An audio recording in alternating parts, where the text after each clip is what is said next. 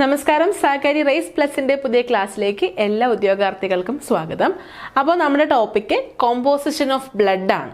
Blood എല്ലാവർക്കും അറിയാലോ, നമ്മുടെ രക്തം.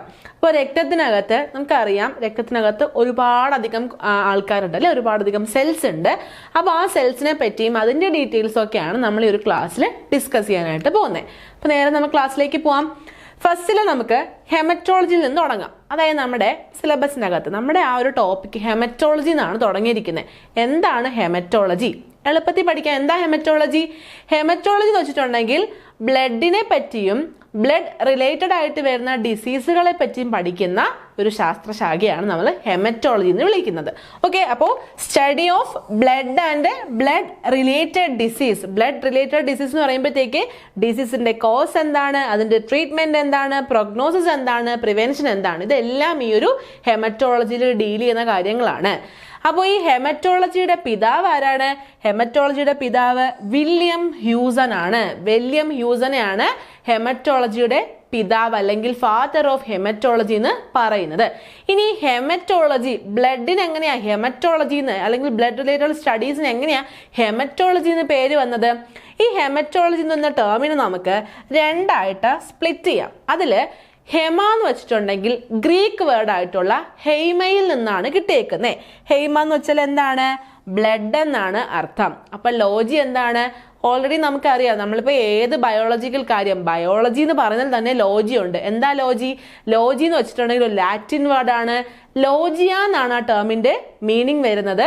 അതായത് ദ സ്റ്റഡി ഓഫ്, എന്തിനെ പറ്റിയെങ്കിലും നമ്മൾ പഠിക്കുന്നുണ്ടെങ്കിൽ അതിന് നമ്മൾ ലോജിയ എന്ന് വിളിക്കും. ഇപ്പൊ നമ്മൾ ക്യാൻസറിനെ പറ്റി പഠിക്കുന്നു, ഓങ്കോളജി എന്ന് പറയാറുണ്ട് അല്ലെ. എല്ലുകളെ പറ്റി പഠിക്കാറുണ്ട്, ഓസ്റ്റിയോളജി എന്ന് വിളിക്കുന്നുണ്ട്. അപ്പോൾ എന്തിനെ പറ്റിയെങ്കിലും പഠിക്കുന്നുണ്ടെങ്കിൽ നമ്മൾ അതിനെ ലോജി വെച്ചിട്ട് പറയും. അപ്പൊ ഹെമറ്റോളജി എന്ന് വെച്ചിട്ടുണ്ടെങ്കിൽ എന്താണ്? ബ്ലഡിനെ പറ്റി പഠിക്കുകയാണ്. ബ്ലഡിനെ പറ്റി മാത്രമാണോ? ബ്ലഡ് റിലേറ്റഡ് ആയിട്ട് വരുന്ന ഡിസീസുകളെ പറ്റി നമ്മൾ ഹെമറ്റോളജിയിൽ ഡിസ്കസ് ചെയ്യുന്നുണ്ട്. ഓക്കെ, ക്ലിയർ ആണല്ലോ. അപ്പൊ നമുക്ക് നമ്മുടെ നേരെ ടോപ്പിക്കിലേക്ക് കടക്കാം. ബ്ലഡിനെ പറ്റിയാണ് പറയാനായിട്ട് പോകുന്നത്. എന്താണ് ബ്ലഡ്? ബ്ലഡ് ഒരു ഫ്ലൂയിഡ് കണക്റ്റീവ് ടിഷ്യൂ ആണ്. അതായത് നമ്മുടെ ബോഡിയിൽ ഒരുപാട് ടിഷ്യൂസ് ഉണ്ട്, ഒരുപാട് ഓർഗൻസ് ഉണ്ട്, ഓർഗൻ സിസ്റ്റംസ് ഉണ്ട്. അപ്പൊ ഇവയെ തമ്മിലൊക്കെ കണക്ട് ചെയ്യുന്ന ഒരു ഫ്ലൂയിഡ് കണക്റ്റീവ് ടിഷ്യൂവിനെയാണ് നമ്മൾ എന്തെന്ന് വിളിക്കുന്നത്? ബ്ലഡ് എന്ന് വിളിക്കുന്നത്. നമ്മുടെ ബോഡിയിൽ ഇങ്ങനെ സർക്കുലേറ്റ് ചെയ്തുകൊണ്ടിരിക്കുകയാണ്. അതുകൊണ്ടാണ് നമ്മൾ സർക്കുലേറ്ററി സിസ്റ്റം എന്ന് ബ്ലഡിനെ വിളിക്കുന്നത്. ഓക്കെ, അപ്പൊ ഒരു കാര്യം പഠിച്ചേ. എന്താണ് circulatory system? Blood, heart, blood vessels ഇതെല്ലാം കൂടി കമ്പൈൻ ചെയ്തിട്ടാണ് നമ്മൾ അതിനെ എന്തെന്ന് വിളിക്കുന്നത്? സർക്കുലേറ്ററി സിസ്റ്റം എന്ന് വിളിക്കുന്നത്. സോ ബ്ലഡ് എന്ന് വെച്ചിട്ടുണ്ടെങ്കിൽ ഒരു ഫ്ലൂയിഡ് കണക്റ്റീവ് ടിഷ്യൂ ആണ്. നമ്മുടെ ബോഡിയിൽ ഓവറോൾ ആയിട്ട് ഇങ്ങനെ സർക്കുലേറ്റ് ചെയ്തുകൊണ്ടിരിക്കുകയാണ്. വെറുതെ സർക്കുലേറ്റ് ചെയ്യുകയാണോ? അല്ല, ഒരു ഫങ്ഷൻ ചെയ്യുന്നുണ്ട്. എന്താണ് ആ ഫങ്ഷൻ? നമ്മുടെ ബോഡിയുടെ ഓർഗൻസിനും ഓർഗൻ സിസ്റ്റംസിനും ആവശ്യമായിട്ടുള്ള ഓക്സിജനെയും ന്യൂട്രിയൻസിനെയും എത്തിക്കുക എന്നുള്ള ഡ്യൂട്ടിയാണ് ചെയ്യുന്നത്. എത്തിച്ചാൽ മാത്രം മതിയോ? അവിടെ നിന്ന് ഇപ്പോൾ ഓക്സിജൻ കൊടുക്കുന്നു, നമ്മൾ ബ്രീത്ത് ചെയ്തെടുക്കുന്ന ഓക്സിജൻ ആണല്ലേ, നമ്മുടെ റെസ്പിറേറ്ററി സിസ്റ്റം യൂസ് ചെയ്ത് ബ്രീത്ത് ചെയ്തെടുക്കുന്ന ഓക്സിജനെയാണ് ബ്ലഡ് ബാക്കിയുള്ള ഓർഗൻസിലേക്കും ടിഷ്യൂസിലേക്കും ഒക്കെ എത്തിക്കുന്നത്. എന്നിട്ട് അവിടെ നിന്ന് ബാക്കി എന്ത് കിട്ടും? കാർബൺ ഡൈ ഓക്സൈഡിനെ കിട്ടും. അതിനെ സ്വീകരിച്ചുകൊണ്ട് വന്നിട്ട് നേരെ ലങ്സിൽ കൊടുക്കുന്നു. ലങ്സ് അത് എക്സ്ഹെയിൽ ചെയ്ത് പുറത്തേക്ക് കളയുന്നു. സോ ഒരു കോംപ്ലക്സ് ആയിട്ടുള്ള ഒരു ഫംഗ്ഷൻ ആണ് നമ്മുടെ ബോഡി ചെയ്തുകൊണ്ടിരിക്കുന്നത്. ബ്ലഡ് ആണെങ്കിൽ എന്താണ്? ഓക്സിജനെ കൊടുക്കുന്നു, ന്യൂട്രിയൻസിനെ കൊടുക്കുന്നു, അവിടെ നിന്ന് കാർബൺ ഡൈ ഓക്സൈഡിനെയും കൊണ്ട് തിരിച്ചു വരുന്നു. ഓക്കെ അല്ലേ? അപ്പൊ ഇത്രയും ഫങ്ഷൻസ് ചെയ്യുന്ന ഒരു ഫ്ലൂയിഡ് കണക്റ്റീവ് ടിഷ്യൂവിനെയാണ് നമ്മൾ എന്തെന്ന് വിളിക്കുന്നത്? ബ്ലഡ് എന്ന് വിളിക്കുന്നത്. ഇനി നമ്മുടെ ബോഡി വെയ്റ്റിന്റെ 8% ആരാണ്? ഈ ബ്ലഡ് ആണ്. ബ്ലഡിന്റെ ബോഡിയുടെ 8% വെയിറ്റും ആര് കൊണ്ടുപോയി? ബ്ലഡ് കൊണ്ട് പോയി. എന്ത് ചെയ്യാണ്? ഇങ്ങനെ കണക്ട്, ഇങ്ങനെ ഓടിക്കൊണ്ടേ ഇരിക്കുകയാണ് അല്ലെ, റെസ്റ്റ് ഇല്ലാതെ ഇങ്ങനെ സർക്കുലേറ്റ് ചെയ്തുകൊണ്ടേ ഇരിക്കുകയാണ്. ഇനി ഒരു അഡൾട്ട് എടുക്കുകയാണെങ്കിൽ, ഫീമെയിലോ മെയിലോ ആയിക്കോട്ടെ, അഡൾട്ട് എടുക്കുകയാണെന്നുണ്ടെങ്കിൽ എത്ര ബ്ലഡ് കാണും ബോഡിയിൽ? 5 to 6 liters ഓഫ് ബ്ലഡ്. 5 മുതൽ 6 ലിറ്റർ ഓഫ് ബ്ലഡ് ആണ് ഒരു അഡൾട്ടിന്റെ ബോഡിയിൽ കാണുന്നത്. ക്ലിയർ ആണല്ലോ. ഇനി നമുക്ക് ബ്ലഡിന്റെ കമ്പോസിഷൻ, എന്തൊക്കെ കൊണ്ടാണ് ബ്ലഡ് നിർമ്മിച്ചിരിക്കുന്നത്, ബ്ലഡിനകത്ത് എന്തൊക്കെ ടൈപ്സ് ഓഫ് സെൽസ് ഒക്കെയാണ് വരുന്നതെന്നുള്ള കാര്യങ്ങൾ ഡിസ്കസ് ചെയ്യാം. അപ്പോൾ ബ്ലഡ് മേടിതേക്കുന്നത് പ്രധാനമായിട്ടും പ്ലാസ്മയും ഫോംഡ് എലമെന്റ്സും കൊണ്ടാണ്. അപ്പോൾ നമ്മൾ കുഞ്ഞൻ ക്ലാസ്സിലൊക്കെ നമ്മൾ പഠിച്ചിരിക്കുന്നത് എങ്ങനെയാണ്? ബ്ലഡ് നിർമ്മിച്ചിരിക്കുന്നത് RBC, WBC, പ്ലേറ്റ്ലെറ്റ്, വാട്ടർ ഒക്കെ കൊണ്ടാണ് നിർമ്മിച്ചിരിക്കുന്നത്. ഇങ്ങനെയായിരിക്കും നമ്മൾ കുഞ്ഞിലേ പഠിച്ചിരിക്കുന്നത്. പക്ഷെ നമ്മളിപ്പോൾ വലുതായില്ലേ, നമുക്കിപ്പോൾ ഡീറ്റെയിൽ ആയിട്ട് പഠിക്കണം. ബ്ലഡ് മെഴുതേക്കുന്നത് പ്ലാസ്മയും അതുപോലെ ഫോംഡ് എലമെന്റ്സും കൊണ്ടാണ്. ആരൊക്കെയാ ഫോംഡ് എലമെന്റ്സ്? ബ്ലഡിനകത്ത് വരുന്ന ചെറിയ ചെറിയ സെൽസിനെ എല്ലാം കൂടി ചേർത്തിട്ടാണ് നമ്മൾ ഫോംഡ് എലമെന്റ്സ് എന്ന് വിളിക്കുന്നത്. ആരൊക്കെയാ അത്? RBC വരുന്നുണ്ട്, റെഡ് ബ്ലഡ് സെൽസ് വരുന്നുണ്ട്, ദെൻ WBC വരുന്നുണ്ട്, വൈറ്റ് ബ്ലഡ് സെൽസ് വരുന്നുണ്ട്, അതുപോലെ പ്ലേറ്റ്ലെറ്റ്സ് വരുന്നുണ്ട്. പ്ലേറ്റ്ലെറ്റിന്റെ വേറൊരു പേരെന്താണ്? ത്രോംബോസൈറ്റ്സ് എന്നാണ് പറയുന്നത്. അപ്പോൾ RBC, WBC, ത്രോംബോസൈറ്റ്സ് അല്ലെങ്കിൽ പ്ലേറ്റ്ലെറ്റ്സ്, ഇവർ 3 പേരുമാണ് നമ്മൾ ഫോംഡ് എലമെന്റ്സ് എന്ന് വിളിക്കുന്നത്. അപ്പോൾ ഫസ്റ്റിൽ നോക്കിക്കോ, ഈ ഒരു ചാർട്ട് വെച്ച് പഠിക്കാം. ബ്ലഡിന് നമ്മൾ 2 കാര്യങ്ങളാണുള്ളത്. ഏതുണ്ട്? പ്ലാസ്മയും ഉണ്ട്, ഫോംഡ് എലമെന്റ്സും ഉണ്ട്. പ്ലാസ്മ വീണ്ടും പോകുന്നുണ്ട്, ഫോംഡ് എലമെന്റ്സ് വീണ്ടും. ആരൊക്കെ നമ്മൾ കണ്ടു? RBC, WBC, പ്ലേറ്റ്ലെറ്റ് കണ്ടു. അപ്പൊ നമുക്ക് ഓരോന്നായിട്ട് ഡിസ്കസ് ചെയ്യാം. ഫസ്റ്റിൽ നമുക്ക് പ്ലാസ്മയെ പറ്റി പഠിക്കാം. അപ്പോൾ പ്ലാസ്മ എന്ന് പറയുന്നത് വീണ്ടും നമ്മൾ ഫെർദർ ആയിട്ട് ഡിവൈഡ് ചെയ്യുന്നുണ്ട് പ്ലാസ്മയുടെ കമ്പോസിഷൻ പഠിക്കണമല്ലോ. അപ്പോൾ കമ്പോസിഷൻ ഓഫ് ബ്ലഡ് പ്ലാസ്മയിലേക്ക് വരുമ്പോൾ പ്രധാനമായിട്ടും 3 പ്രധാന പാർട്ടുകളാണ് പ്ലാസ്മയ്ക്കുള്ളത്. First proteins, then water, then others. അപ്പൊ അങ്ങനെ 3 പ്രധാന ഭാഗങ്ങൾ അല്ലെങ്കിൽ പ്രധാന കമ്പോസിഷൻസ് ആണ് ആർക്കുള്ളത്? ബ്ലഡ് പ്ലാസ്മയ്ക്ക് ഉള്ളത്. ഓരോന്നാണ് ഡീറ്റെയിൽ ആയിട്ട് പഠിക്കാം. അപ്പൊ നമ്മൾ ബ്ലഡ് സാമ്പിൾ എടുക്കുകയാണ്. ഒരു ടെസ്റ്റ് ട്യൂബിനകത്ത് ബ്ലഡ് സാമ്പിൾ എടുക്കുകയാണ്. ആ ടെസ്റ്റ് ട്യൂബിനകത്തു നിന്നുള്ള ആ ബ്ലഡ് സാമ്പിളിനകത്തു നിന്നുള്ള ഫോംഡ് എലമെന്റ്സിനെ എല്ലാം നമ്മൾ മാറ്റിക്കളഞ്ഞു. ഓക്കെ, എല്ലാ ഫോംഡ് എലമെന്റ്സിനെയും മാറ്റിക്കളഞ്ഞു കഴിഞ്ഞാൽ അതിനകത്തൊരു സ്ട്രോക്ക് കളർ ലിക്വിഡ് വരും. അതായത് ഒരു ഇളം മഞ്ഞ നിറത്തിലുള്ളൊരു ലിക്വിഡ് പ്രസന്റ് ആയിരിക്കും. ആ ലിക്വിഡിനെയാണ് നമ്മൾ എന്തെന്ന് വിളിക്കുന്നത്? ബ്ലഡ് പ്ലാസ്മ എന്ന് വിളിക്കുന്നത്. അപ്പോൾ ബ്ലഡ് പ്ലാസ്മയുടെ നിറം ചോദിച്ചാൽ എന്താണ്? സ്ട്രോക്ക് കളറാണ്, ഇളം മഞ്ഞ നിറമാണ് ബ്ലഡ് പ്ലാസ്മയ്ക്ക് ഉള്ളത്.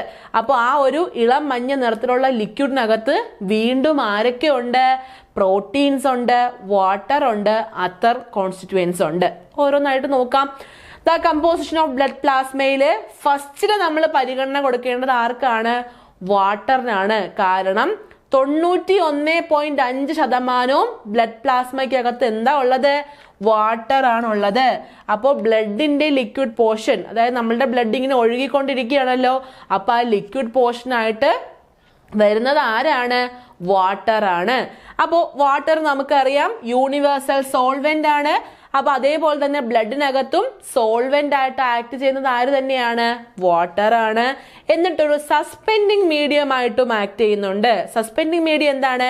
ഈ പറയുന്ന RBC, WBC, പ്ലേറ്റ്ലെറ്റ് എല്ലാം ഇങ്ങനെ ഒഴുകി നടക്കുകയല്ലേ, ആ ഒഴുകി നടക്കാനായിട്ടുള്ളൊരു മീഡിയം ആയിട്ട് നിൽക്കുന്നതും ആരാണ്? വാട്ടർ ആണ്.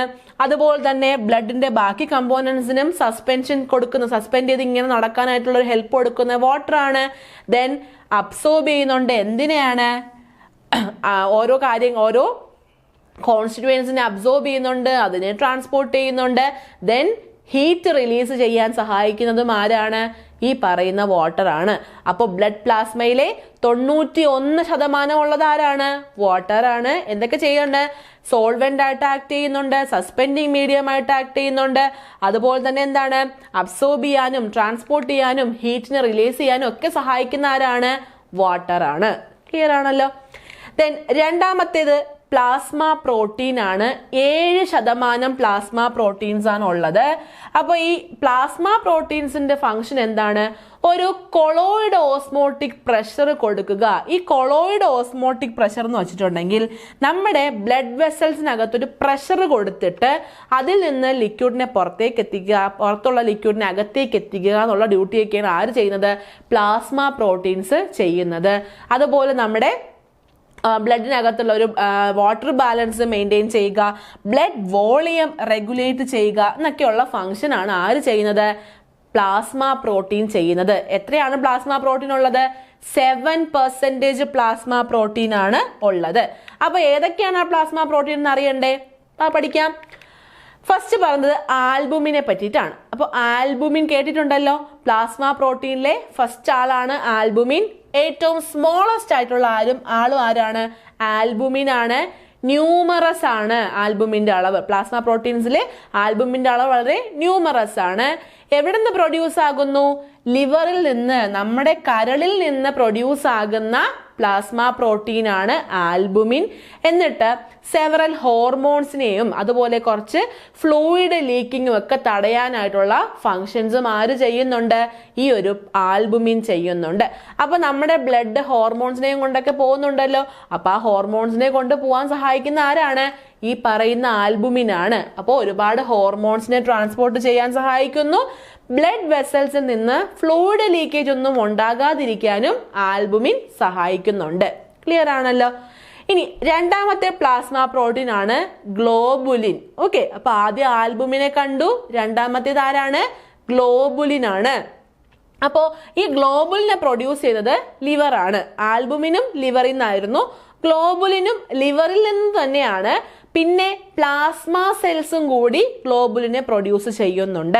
അപ്പൊ ഈ പ്ലാസ്മ സെൽസ് എന്ന് വെച്ചിട്ടുണ്ടെങ്കിൽ ബി ലിംഫോസൈറ്റ്സിൽ നിന്നാണ് വരുന്നത്. അതായത് നമ്മുടെ WBCയിൽ വരുന്ന ഒരു ടൈപ്പാണ് ബി ലിംഫോസൈറ്റ്സ്.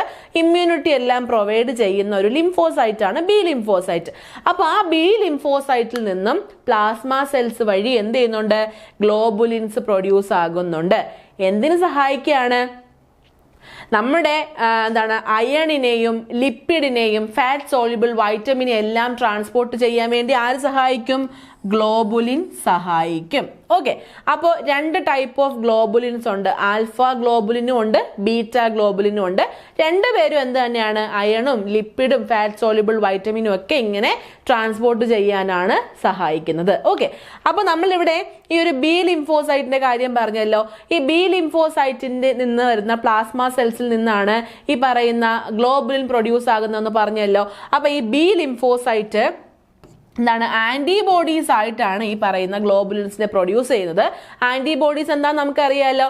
ഒരു ഫോറിൻ ബോഡി നമ്മളുടെ ബോഡിയിലേക്ക് കയറി കഴിഞ്ഞാൽ അതിനെ അറ്റാക്ക് ചെയ്യുക എന്നുള്ള ഫംഗ്ഷനാണ് ആർക്കുള്ളത്? ആന്റിബോഡീസിനുള്ളത്. ഒരു ആന്റിജൻ വന്നു കഴിഞ്ഞാൽ അതിന് എഗെയിൻസ്റ്റ് ആയിട്ട് ആന്റിബോഡി വരും. ആ ആന്റിബോഡീസിന്റെ കാര്യമാണ് ഇവിടെ പറയുന്നത്. അപ്പോൾ ഈ ബി ലിംഫോസൈറ്റ്സ് പ്രൊഡ്യൂസ് ആകുന്നത് കൊണ്ട് തന്നെ നമ്മൾ അതിനൊരു ആന്റിബോഡീസ് ആയിട്ട് കൺസിഡർ ചെയ്യും. ക്ലിയർ ആണല്ലോ. അത് ഒരുപാടൊന്നും ചിന്തിക്കേണ്ട, ജസ്റ്റ് അതിന്റെ ഫംഗ്ഷൻ മാത്രം പഠിച്ചോളുക. ബാക്കി നമുക്ക് ഡീറ്റെയിൽ ആയിട്ട് പുറകെ വരുന്നുണ്ട്. നെക്സ്റ്റ് ഫൈബ്രിനോജൻ ആണ്. ഫൈബ്രിനോജനും പ്രൊഡ്യൂസ് ചെയ്യുന്ന ആര് തന്നെയാണ്? നമ്മുടെ കരൾ തന്നെയാണ്, ലിവർ തന്നെയാണ്. എന്തിനു വേണ്ടി സഹായിക്കും? ബ്ലഡ് ക്ലോട്ടിങ്ങിന് വേണ്ടി സഹായിക്കും. നമ്മുടെ ശരീരത്തിൽ എവിടെയെങ്കിലും ഒരു മുറിവ് വന്നു കഴിഞ്ഞാൽ എപ്പോഴും ഇങ്ങനെ രക്തം വാർന്നുകൊണ്ടേ ഇരിക്കോ? ഇല്ല, കുറച്ച് സമയം കഴിയുമ്പോൾ അത് സ്റ്റോപ്പ് ആവും. അതിന് സഹായിക്കുന്ന എന്താണ്? ഈ ബ്ലഡ് ക്ലോട്ടിങ്സ് ആണ്. അപ്പൊ ഈ ബ്ലഡ് ക്ലോട്ട് ഉണ്ടാവാൻ വേണ്ടി സഹായിക്കുന്ന പ്രോട്ടീൻ ആണ് ആര്?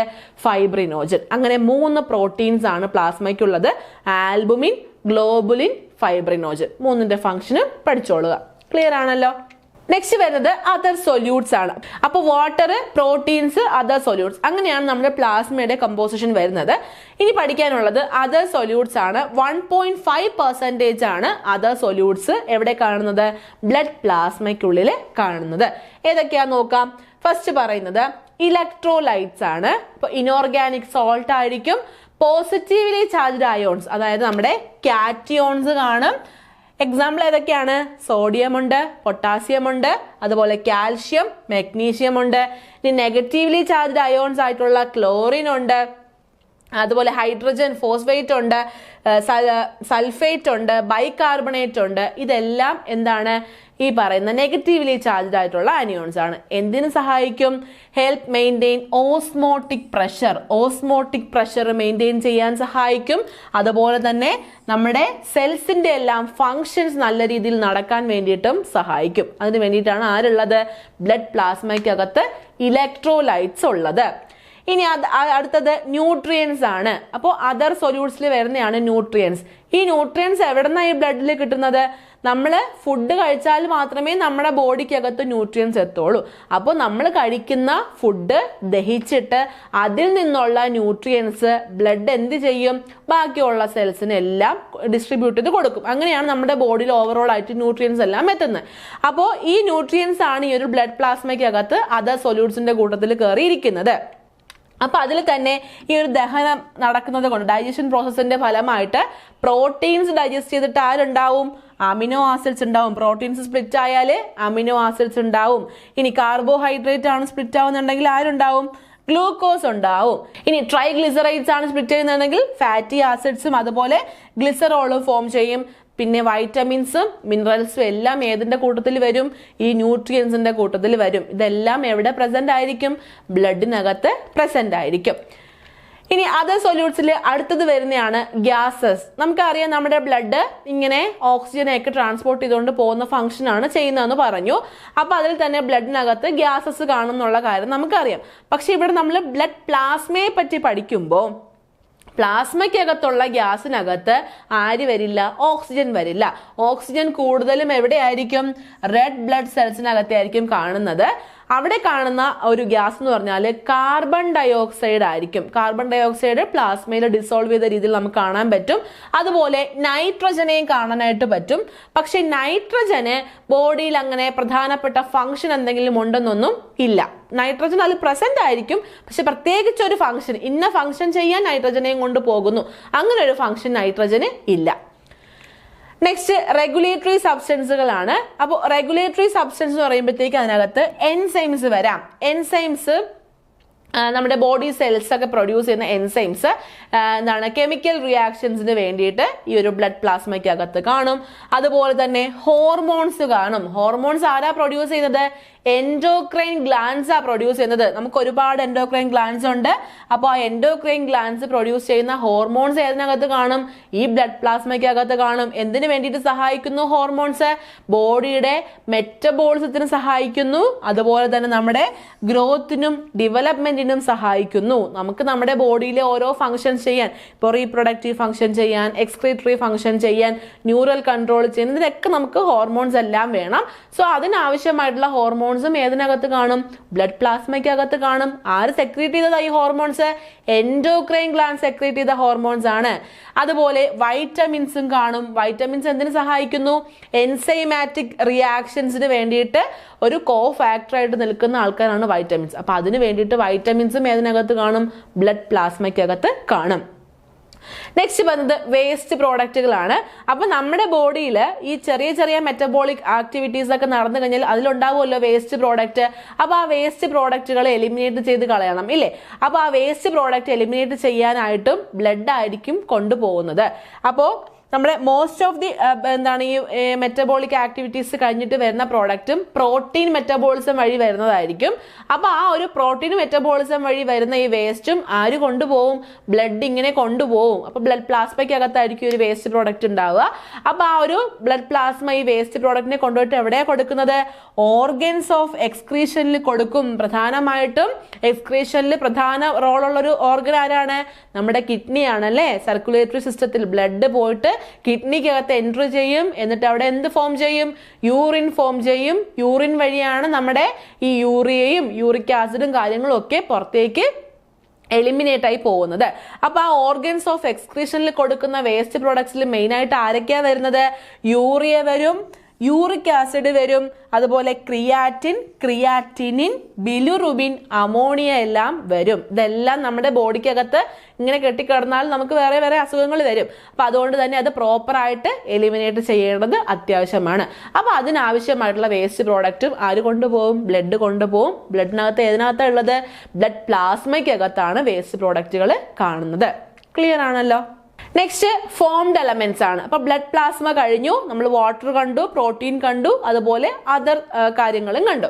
നെക്സ്റ്റ് ഫോംഡ് എലമെന്റ്സിലേക്ക് വരുമ്പോൾ ഫസ്റ്റ് നമ്മൾ പഠിക്കാൻ പോകുന്ന ആരെ പറ്റിയിട്ടാണ്? RBCയെ പറ്റിയിട്ടാണ്.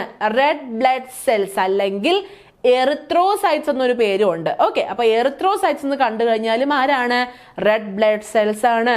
അപ്പോൾ RBC, red blood cells, erythrocytes. ഇനി വേറൊരു പേരും കൂടെ ഉണ്ട്, റെഡ് ബ്ലഡ് കോർപ്പസെൽസ് എന്നും വിളിക്കുന്നുണ്ട്. അപ്പൊ ഇത് ഏത് കണ്ടാലും ഏതിനെയാണ് മീൻ ചെയ്തത്? നമ്മുടെ റെഡ് ബ്ലഡ് സെൽസ് RBC ആണ് മീൻ ചെയ്യുന്നത്. ഓക്കെ, അപ്പോൾ RBCയുടെ ഒരു നോർമൽ റേഞ്ച് നോക്കിക്കഴിഞ്ഞാൽ ഹ്യൂമൻസിനകത്ത് ഫീമെയിൽസിലേക്ക് വരുമ്പോൾ 4.8 മില്യൺ പെർ മൈക്രോ ലിറ്റർ ആണ് കാണുന്നത്. 4.8 മില്യൺ പെർ മൈക്രോ ലിറ്റർ ഫീമെയിൽസിൽ കാണും. 4.5 മില്യൺ പെർ മൈക്രോ ലിറ്റർ മെയിൽസിൽ കാണും. അപ്പൊ 0.3 ആർക്ക് കൂടുതലാ? ഫീമെയിൽസിന് കൂടുതലാണ്. അപ്പൊ 4.8 ഫോർ ഫീമെയിൽസും 4.5 എന്ന് മാത്രം പഠിക്കരുത്, 4.5 മില്യൺ പെർ മൈക്രോ ലിറ്റർ ആർക്കും ഉണ്ട്? മെയിൽസിനും ഉണ്ട്. ഇനി അതിന്റെ ഒരു ക്യാരക്ടറിസ്റ്റിക്സ് നോക്കിക്കഴിഞ്ഞാൽ ഡയമീറ്റർ റേഞ്ച് 7 to 8 മൈക്രോമീറ്റർ ആണ്. 7 to 8 മൈക്രോമീറ്റർ ഉള്ള ഡയമീറ്ററോട് കൂടി നിൽക്കുന്ന ഒരു സെല്ലാണ് ആര്? RBC. ഇനി ഷേപ്പ് നോക്കിക്കഴിഞ്ഞാൽ ബൈ കോൺകേവ് ഡിസ്ക് ആയിട്ടാണ് കാണുന്നത്. രണ്ട് വശത്തും ഒരു കോൺകേവ് ആയിട്ട്, അതാണ് ബൈ കോൺകേവ് എന്ന് വിളിച്ചത്. ബൈ കോൺകേവ് ഡിസ്ക് ആയിരിക്കും. ന്യൂക്ലിയർ ഒന്നും ഇല്ല. കാര്യം എന്താ? ഈ ഒരു RBCയുടെ പ്രധാനപ്പെട്ട ഫംഗ്ഷൻ ഓക്സിജനെ കൊണ്ട് എല്ലാ സ്ഥലത്തും എത്തിക്കുക എന്നുള്ളതാണ്. അപ്പൊ മാക്സിമം ഓക്സിജനെ അകത്തേക്ക് കയറ്റാൻ വേണ്ടിയിട്ട് പ്രധാനപ്പെട്ട സെൽ ഓർഗനൽസ് ഒന്നും ആവശ്യമില്ല, ന്യൂക്ലിയർ ഒന്നും വേണ്ട, സെൽസിനകത്ത് ഓക്സിജൻ മാത്രം മതി എന്ന രീതിയിലാണ് RBC ഉണ്ടായിരിക്കുന്നത്. സോ വിത്തൗട്ട് ന്യൂക്ലിയർ ആണ് RBC. എത്ര ദിവസമാണ് ആയുസ്? 120 ദിവസമാണ് ആയുസ്. 120 ഡേയ്സിലാണ് നമ്മുടെ RBCs ഇങ്ങനെ മാറിക്കൊണ്ടിരിക്കുന്നത്. ഇന്ന് ജനിച്ചാൽ 120 ദിവസം കഴിയുമ്പോഴത്തേക്ക് RBC മരിച്ചു പോകും. എവിടെ നിന്നാണ് പ്രൊഡ്യൂസ് ചെയ്യുന്നത്? റെഡ് ബോൺ മാരോയിൽ നിന്നാണ് RBC പ്രൊഡ്യൂസ് ചെയ്യുന്നത്. Produce from red bone marrow.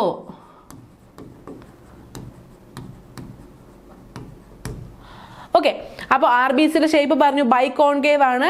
ഇവിടെ കാണുന്ന പോലെ ബൈ കോൺകേവ് ഡിസ്കുകളായിട്ടാണ് RBC കാണുന്നത്. ഇനി എന്താണ് RBCയുടെ ഫംഗ്ഷൻ? RBCയുടെ ഫംഗ്ഷൻ എന്ന് വെച്ചിട്ടുണ്ടെങ്കിൽ RBCക്കകത്ത് ഹീമോഗ്ലോബിൻ ഉണ്ട്. ഈ ഹീമോഗ്ലോബിൻ പോയിട്ട് എന്ത് ചെയ്യും? ഓക്സിജനുമായിട്ട് ബൈൻഡ് ചെയ്യും, നന്നായിട്ട് കൂട്ടുകൂടി ഓക്സിജനെയും കൊണ്ട് എവിടെ എത്തിക്കും? പല പല ഡിഫറെന്റ് ബോഡി പാർട്സിലേക്ക് എത്തിക്കും. എന്നിട്ട് അവിടെ നിന്നെല്ലാം കാർബൺ ഡൈ ഓക്സൈഡിനെയും വഹിച്ചുകൊണ്ട് തിരിച്ച് ലങ്സിൽ വന്നിട്ട് അത് എക്സൈൽ ചെയ്ത് പുറത്തേക്ക് വിടും. നമുക്കറിയാമല്ലോ നമ്മുടെ റെസ്പിറേഷൻ, ഓക്സിജൻ എടുക്കുന്നു, കാർബൺ ഡൈ ഓക്സൈഡ് പുറത്തേക്ക് വിടുന്നു.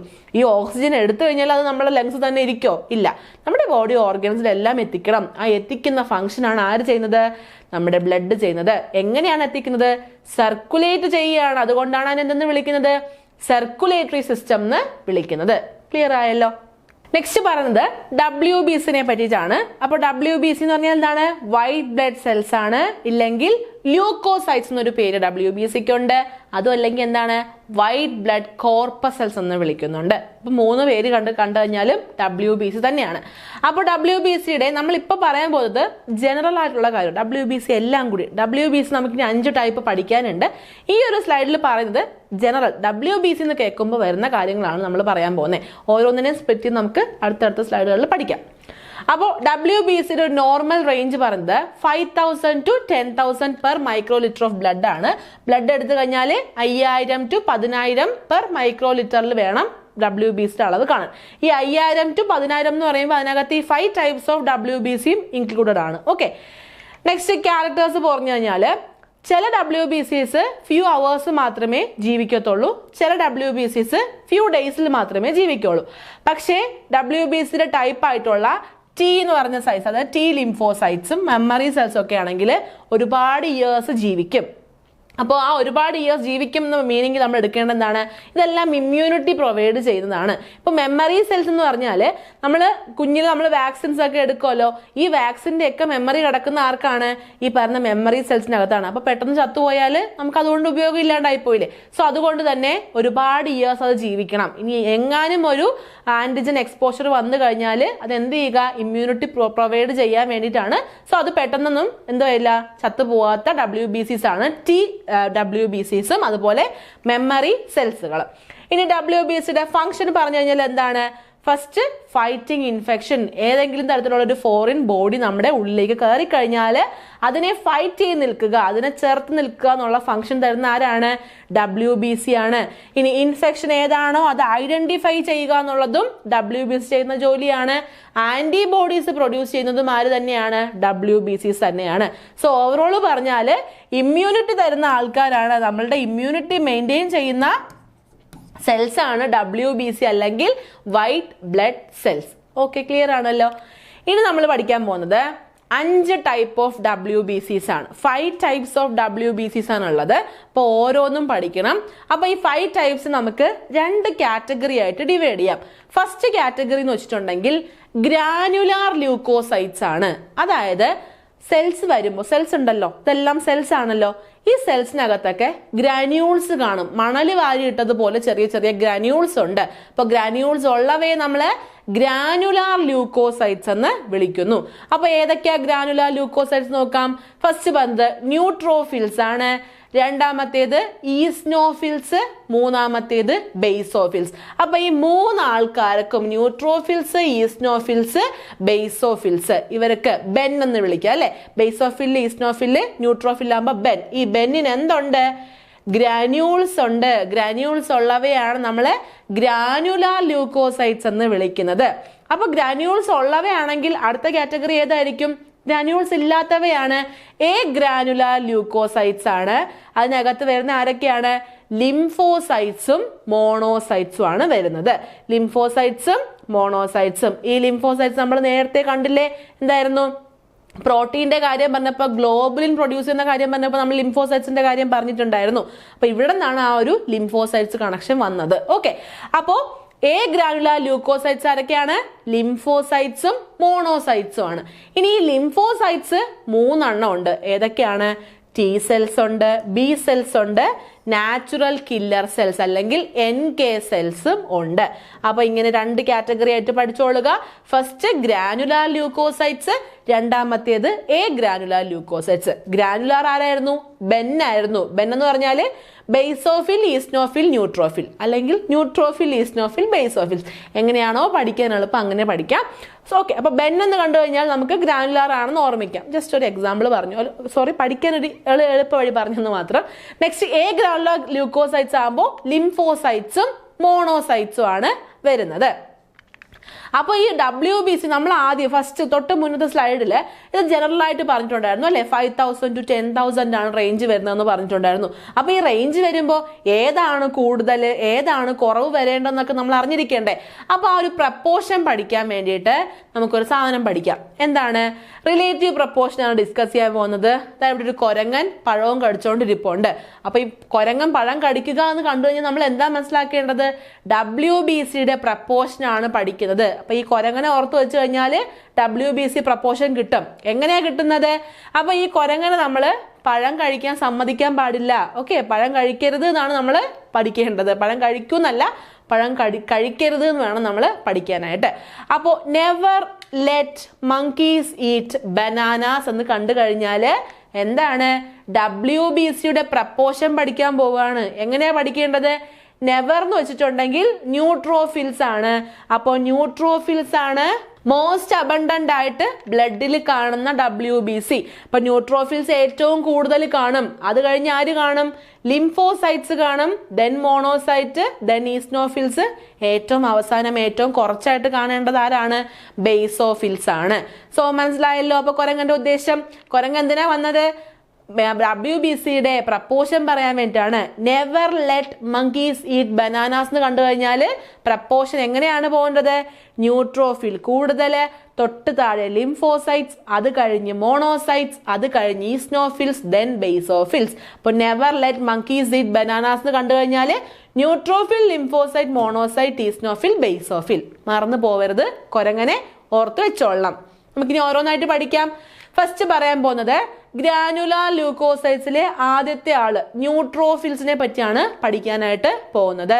അപ്പൊ ന്യൂട്രോഫിൽസ് ആണ് ഏറ്റവും കൂടുതൽ കാണുന്നതെന്ന് പറഞ്ഞു. എത്ര കാണും? 2500 മുതൽ 7000 ന്യൂട്രോഫിൽസ് വരെ മൈക്രോ ലിറ്റർ ഓഫ് ബ്ലഡ് എടുത്തു കഴിഞ്ഞാൽ നമുക്ക് കിട്ടും. ഓക്കെ, അപ്പൊ ഏറ്റവും കൂടുതൽ കാണുന്ന ആളാണ് ഗ്രാനുലാർ ല്യൂക്കോസൈറ്റ്സിൽ വരുന്ന ന്യൂട്രോഫിൽസ്. ക്യാരക്ടേഴ്സ് നോക്കിക്കഴിഞ്ഞാല് 10 to 12 മൈക്രോമീറ്റർ ഡയമീറ്റർ ഉള്ളവയാണ് ആര്? ന്യൂട്രോഫിൽസ്. ന്യൂക്ലിയസിന് 2 മുതൽ 5 ലോബുകൾ, അതായത് 5 ലോബുകൾ, ഓരോരോ കമ്പാർട്ട്മെന്റ് പോലെ 2 മുതൽ 5 വരെ ഉള്ളവയായിരിക്കും.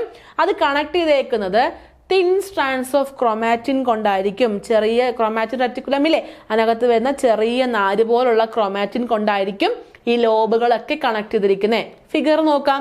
ദാ ഇവിടെ 2 മുതൽ 5 എന്നാണ് പറഞ്ഞത്. ഇവിടെ ഈ ഒരു ഫിഗറിനകത്ത് 3 ഉള്ളൂ. ഓക്കെ, അപ്പൊ 3 ലോബ് ഓഫ് ന്യൂക്ലിയസ് ഉണ്ട്. അത് ദാ ഇവിടെ കണ്ടോ, തിൻ ലോബ് ഓഫ് ക്രൊമാറ്റിൻ കൊണ്ടാണ് കണക്ട് ചെയ്ത് വെച്ചിരിക്കുന്നത്. ഇനി സൈറ്റോപ്ലാസത്തിലാണെങ്കിൽ നല്ല ഫൈൻ ആയിട്ട് വളരെ തിൻ ആയിട്ടുള്ള ഒരു സൈറ്റോപ്ലാസം ആണുള്ളത്. അവിടെ പെയിലായിട്ട് ലൈലാക്ക് ഗ്രാന്യൂൾസ് കാണും. ചെറിയ ചെറിയ ഗ്രാന്യൂൾസ് ഫോം ചെയ്തിരിക്കും. ആ ഗ്രാന്യൂൾസ് ഉള്ളത് കൊണ്ടാണ് നമ്മളവയെ എന്തെന്ന് വിളിച്ചത്? ഗ്രാനുലാർ ല്യൂക്കോസൈറ്റ്സ് എന്ന് വിളിച്ചത്. ഇനി ഫങ്ഷൻസ് നോക്കിക്കഴിഞ്ഞാൽ ഫാഗോസൈറ്റോസിസ്, അതായത് മുഴുവനായിട്ട് അങ്ങ് വിഴുങ്ങിക്കളയുക. ഏതെങ്കിലും തലത്തിലുള്ള ഒരു ഫോറിൻ ബോഡി ഈ ഒരു നമ്മുടെ ബോഡിക്കകത്തേക്ക് കയറിക്കഴിഞ്ഞാൽ നേരെ പോയിട്ട് എന്ത് ചെയ്യുക? അതിനെ മൊത്തത്തിൽ എൻഗൾഫ് ചെയ്യുക, വിഴുങ്ങിക്കളയുക എന്നുള്ളതാണ് ഫാഗോസൈറ്റോസിസ് കൊണ്ട് മെയിൻ ചെയ്യുന്നത്.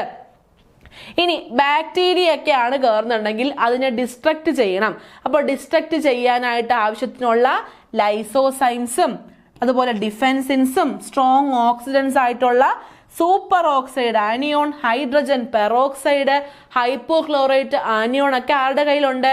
ന്യൂട്രോഫിൽസിനകത്തുണ്ട്. സോ ഇപ്പൊ അങ്ങ് ഇൻഫെക്ഷൻ ഉണ്ടാക്കാന്നും പറഞ്ഞ് ഓരോ ഫോറിൻ ബോഡീസോ ബാക്ടീരിയോസോ ഒക്കെ ഉള്ളിലേക്ക് കയറി കഴിഞ്ഞാൽ ഈ പറയുന്ന സാധനങ്ങളൊക്കെ എടുത്ത് പ്രയോഗിക്കും. എന്നിട്ട് എന്ത് ചെയ്യും? എല്ലാത്തിനും നശിപ്പിച്ച് കളയും. ഓക്കെ, അപ്പോൾ ഒരു ഡിഫെൻസീവ് മെക്കാനിസം തരുന്ന ആളാണ് ആര്?